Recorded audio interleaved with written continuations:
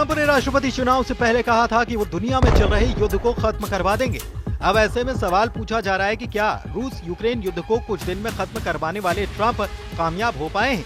Israel Hamas युद्ध को चुटकी बजाते ही खत्म करने का दावा करने वाले ट्रंप क्या पूरी तरह से सफल हो गए?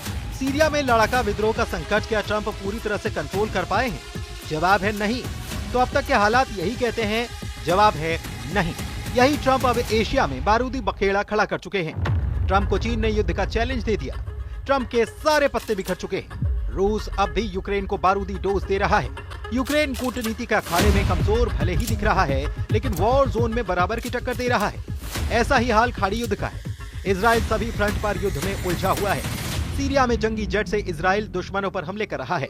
वेस्ट बैंक गाजा में इजराइल की आर्मी ऑपरेशन जारी रखे हुए है। यमन फ्रंट पर भी नेतन्याहू की मिसाइलें वॉर मोड में हैं। जब इतने सारे युद्ध संकट का सिरदर्द बना हुआ है, तब ट्रंप ने चीन को भड़काकर एक नए युद्ध की स्क्रिप्ट लिख डाली है। प्रेसिडेंट ट्रंप ने एशिया महाद्वीप की ऐसी बारूदी सुरंग में चिंगारी लगाई है जिससे दुनिया को 10 बड़े युद्ध झेलने पड़ सकते हैं। डोनाल्ड ट्रंप ने चीन पर 10% एक्स्ट्रा टैरिफ लगाने का ऐलान किया, जिससे भड़के चीन ने अमेरिका को जवाबी कार्रवाई की धमकी दे डाली। चीन ने ऐलान किया कि वो किसी की धमकी से डरने वाला नहीं। जो चीन पर धौंस जमाएगा, जबरदस्ती करेगा, उसका मुंहतोड़ जवाब दिया जाएगा। बताएं कि ट्रंप ने फरवरी की शुरुआत में चीन पर 10% टैरिफ लगाया था। इसके एक महीने बाद ट्रंप ने फिर से चीन पर 10% टैरिफ लगाने का ऐलान किया। चीन को टैरिफ की मार से चिढ़ा रहे ट्रंप को जिनपिंग ने करारा जवाब कुछ यूं दिया।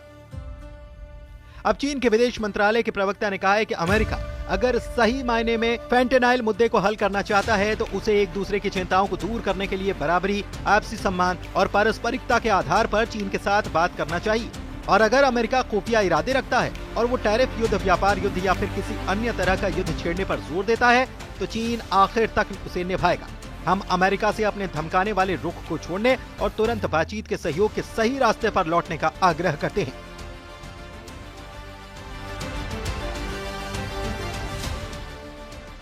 ट्रंप ने चीन को ट्रेड वॉर टेरर दिखाया, जिसके जवाब में ड्रैगन आर पार के युद्ध में उतर आया। चीन सिर्फ टैरिफ की वजह से ही ट्रंप से गुस्सा नहीं है। जिनपिंग का गुस्सा कई वजहों को लेकर है, जिसमें शिनजियांग से लेकर फेंटेनाइल ड्रग और ताइवान भी शामिल है।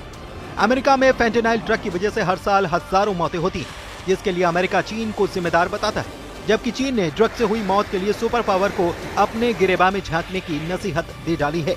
चीन के विदेश मंत्रालय के प्रवक्ता ने कहा है कि अमेरिका ने फेंटेनाइल मुद्दे को बहाना बनाते हुए अमेरिका को निर्यात किए जाने वाले चीनी उत्पादों पर एक बार फिर से टैरिफ लगाने का बहाना बनाया है। चीन ने बार बार अपना विरोध जताया है, जरूरी और जवाबी कदम उठाए हैं। अगर अमेरिका वास्तव में फेंटेनाइल मुद्दे को हल करना चाहता है, तो उसे अपनी संबंधित चिंताओं को हल करने के लिए समानता, सम्मान और पारस्परिक लाभ के आधार पर चीन से बातचीत करना चाहिए।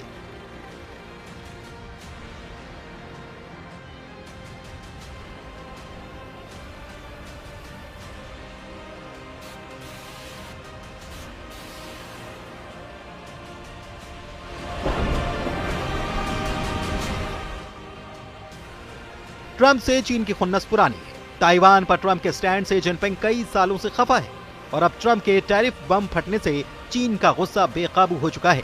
लेकिन ट्रंप के लिए चीन से भिड़ना बेहद हानिकारक साबित हो सकता है। सुपर पावर मौजूदा 10 फ्रंट पर घिरा हुआ है। यूक्रेन रूस युद्ध की गेम चेंजर बनने चले ट्रंप पूरी तरह से फंसे हैं। इजराइल हमास युद्ध में ट्रंप का कोई कार्ड नहीं चल रहा। सीरिया में भी ट्रंप के सारे दावे फेल हो चुके हैं, तो ईरान के आगे ट्रंप की दाल नहीं गल रही। उधर यमन के हूती फाइटर्स ट्रंप को लगातार चैलेंज दे रहे हैं। लेबनान में हिजबुल्ला लड़ाके नेतन्याहू के साथ ट्रंप को युद्ध के लिए ललकार रहे हैं। उत्तर कोरिया के किम जोंग उन ट्रंप को हाइपरसोनिक मिसाइल दिखाकर डरा रहे हैं। अब यूरोपियन यूनियन के कई देशों को ट्रंप ने अमेरिका के खिलाफ करार दिया है। तुर्की ने खुल्लम खुल्ला सभी फ्रंट पर ट्रंप से टक्कर लेने का ऐलान कर रखा है। इन सबसे भी बड़ा थ्रेट अब ट्रंप के लिए चीन बनकर सामने आ गया है।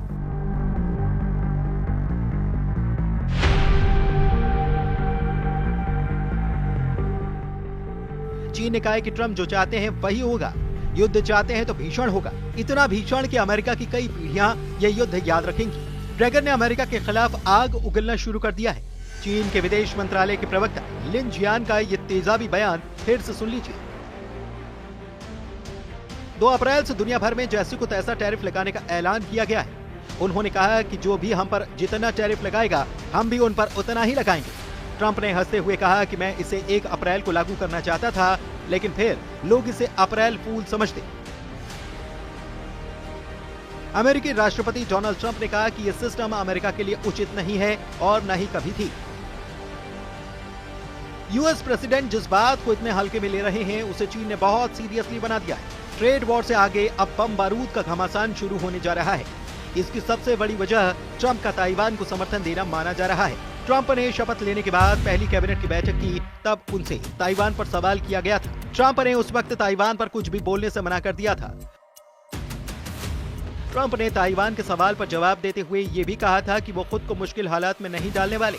हालांकि इससे पहले ही अमेरिकी विदेश मंत्रालय की वेबसाइट पर वन चाइना पॉलिसी की धज्जियां उड़ा दी गई थी, जहां से ये लाइन हटा दी गई थी।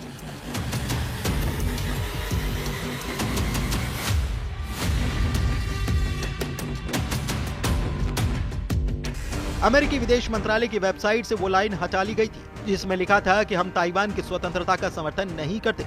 बता दें कि 12 फरवरी को ही चीन ने अमेरिका पर चीन सागर में जंगी जेट उड़ाने के भी आरोप लगाए थे। पीएलए के पूर्वी थिएटर कमांड ने बयान में दावा किया था कि यूएस नेवी के 2 जंगी जहाजों ने इंटरनेशनल सी रूट को तोड़ा था। एक के बाद एक हुए इन घटनाक्रम ने अमेरिका और चीन के बीच तनातनी को बढ़ा दिया। लंबे वक्त से सुलग रही चिंगारी को ट्रंप ने टैरिफ की आग देकर बड़ा बारूदी बखेड़ा बना दिया है।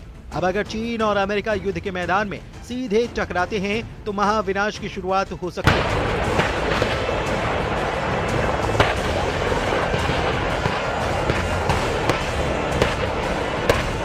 चीन खुद को किसी भी पैमाने पर अमेरिका से कम नहीं आंकता। चीन ने नेवी और मिलिट्री पावर में जबरदस्त इजाफा किया है। चीन के पास सबसे घातक हथियार एटम बम है। वहीं अमेरिका इस वक्त कई युद्ध संकट से चाहे अनचाहे घिरा हुआ है। ऐसे में अगर अमेरिका चीन युद्ध शुरू हो गया तो इसका अंत सिर्फ नरसंहार के हथियार से होगा।